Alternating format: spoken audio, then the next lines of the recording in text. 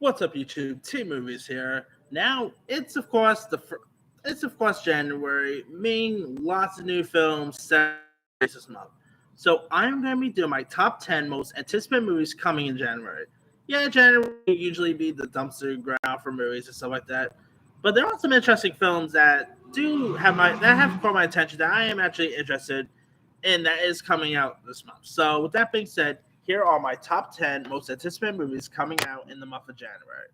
All right, coming in at number 10, I am actually going to go with. I literally thought this was going to come out in March, but I guess they're now released in January. I don't know if they're making up their mind or whatnot. But that is, of course, Ice Age Adventures of Buck Wild. Although, sort of like the recent Diary Wimpy Kid film, this feels more like a special. But I'm intrigued by it because I have quite like the Ice Age franchise. I admit the last one just I don't know. The last year probably you know did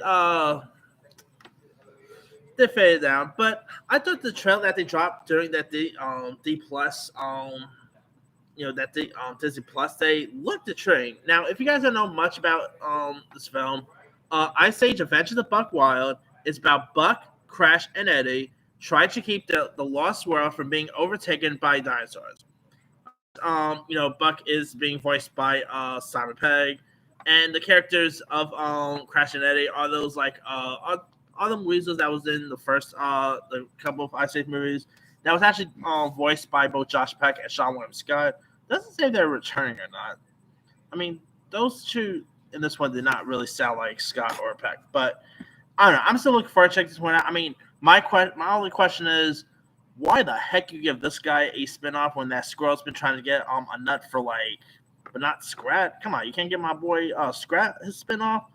But I don't know. Maybe this thing could work. Who knows? Maybe we'll see a cameo by Scrat. That's because you can't have Ice Age without that squirrel trying to get a nut. So hopefully this will be decent. It does look interesting. So we'll have to see how it is.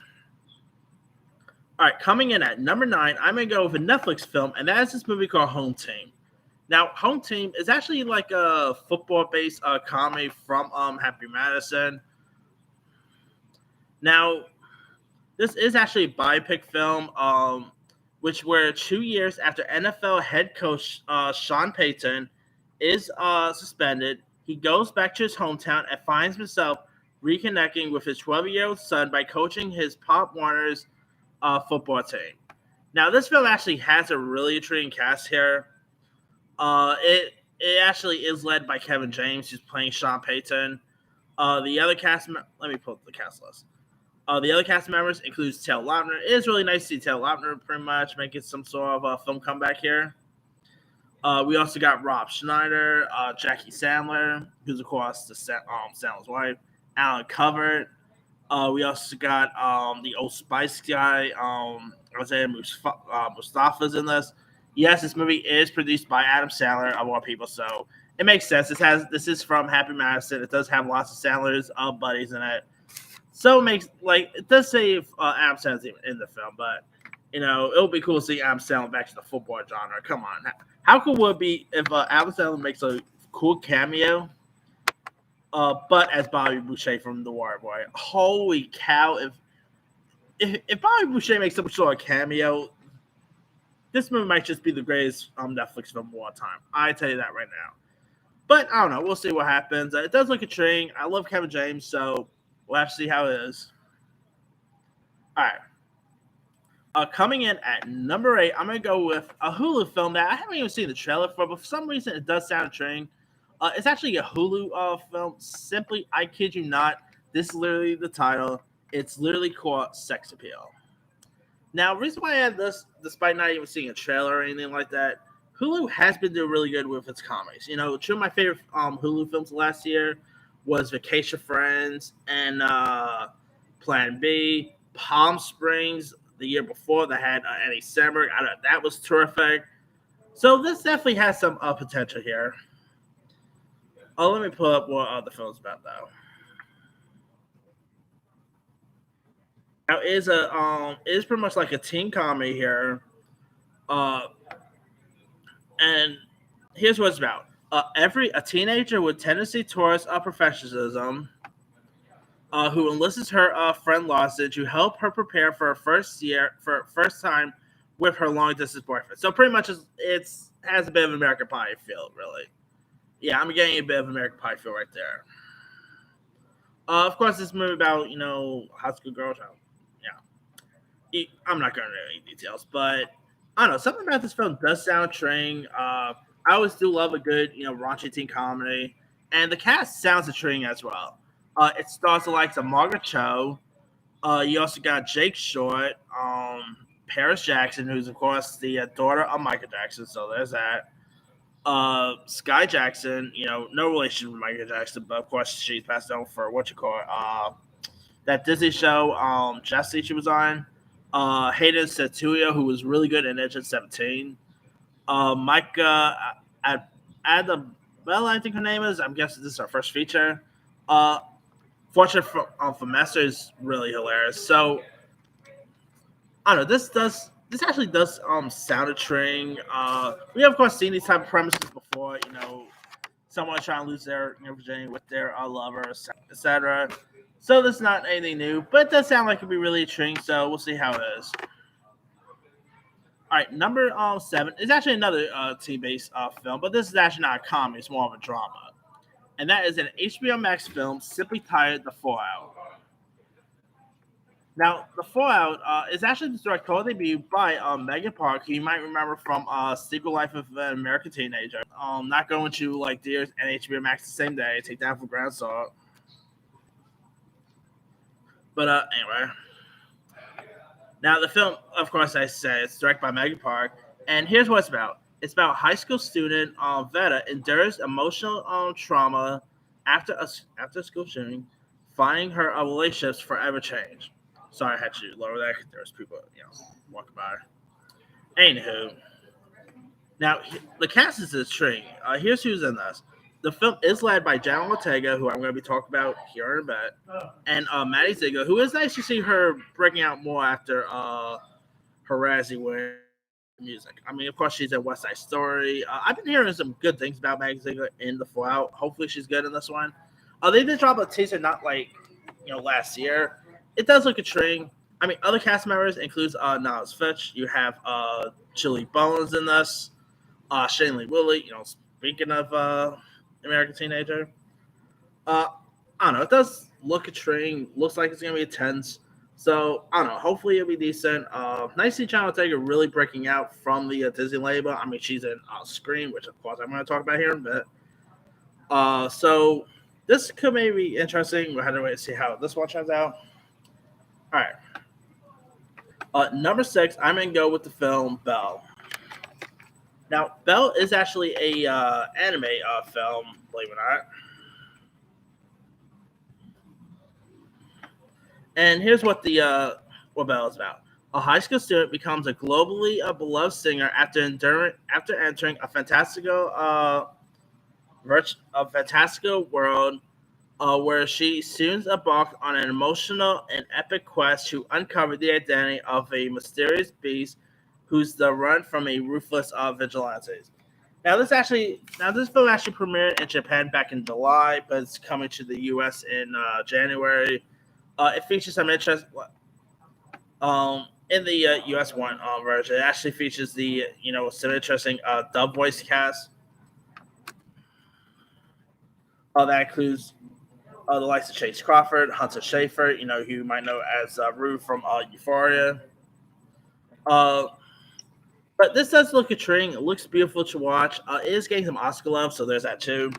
And hold on, my computer's about to die, so I better watch this thing. Should have done it before. All right. Sorry about that. Anywho, as I was saying, yeah, this does look really intriguing to watch. So hopefully it'll be something decent. All right, number 5 is another anime film on this list, and that is Hotel Transylvania Transformator. Now, it's still a little disappointing that Adam Sandler's not in this film, or even the aforementioned Kevin James. But I still quite like the Hotel Transylvania movies, and this one has looked really intriguing. Just only also sad part is it's going on and not theaters, which is very disappointing to hear. But anyway, now here's what the is about. Van Helsing's mysterious new venture transforms Drac and his pals into humans, and Johnny into a monster. With their new mismatched body, Drac and the pack must find a way to switch themselves back before their transformations become permanent. Now, other voices includes Selena Gomez, David Spades in this, Andy Samberg, the nanny herself, Fran is in this. She got some really cool voice casts in this. It does look intriguing, so hopefully it'll be decent. We'll have to wait to see how it turns out. All right, number 4. The film is actually in limited release now, but it's supposed to come wider in January, and that is Cyrano.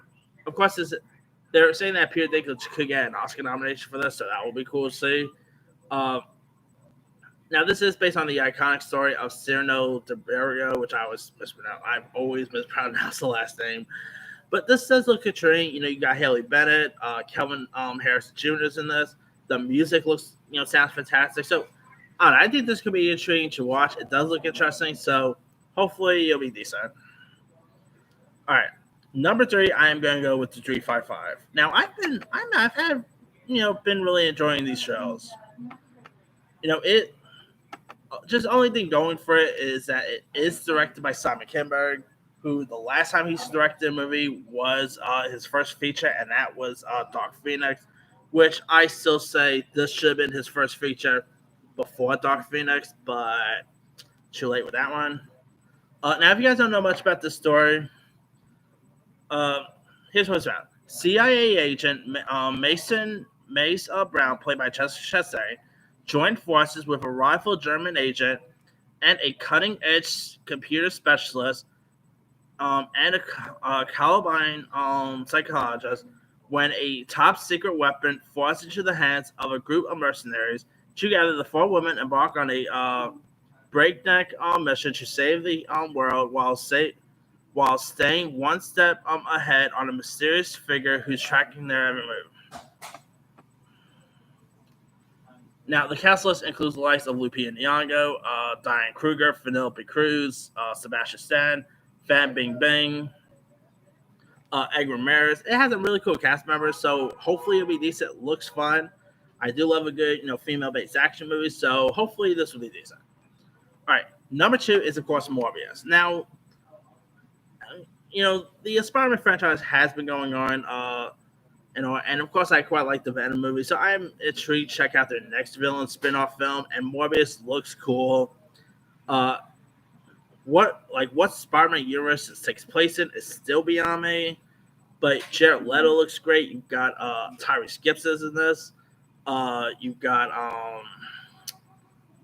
Doctor Who dude, Matt Smith is in this.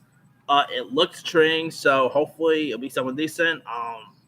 We'll actually wait and see. And after No Way Home, it's definitely gonna be a treat to see where this goes from here. And my number 1 anticipated movie of January, speaking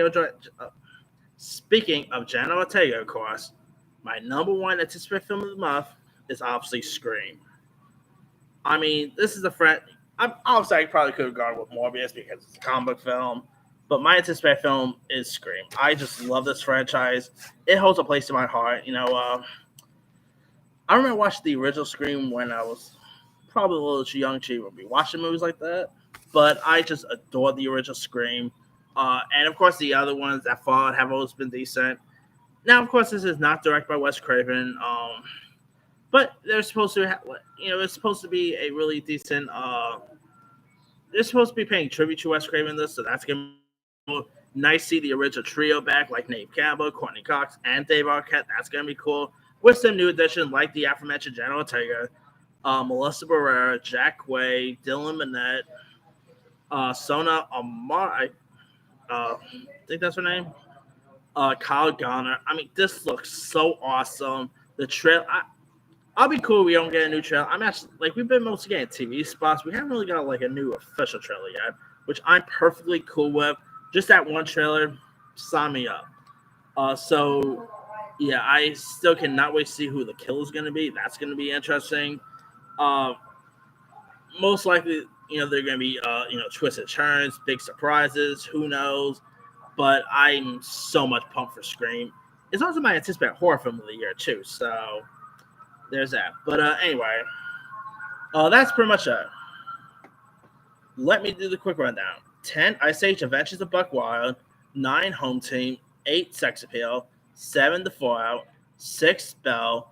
5, Hotel Transylvania Transformania. 4, Cyrano.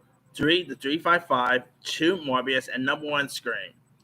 Now, there's loads of other ones I probably could have added. Let me pull up some other films coming out.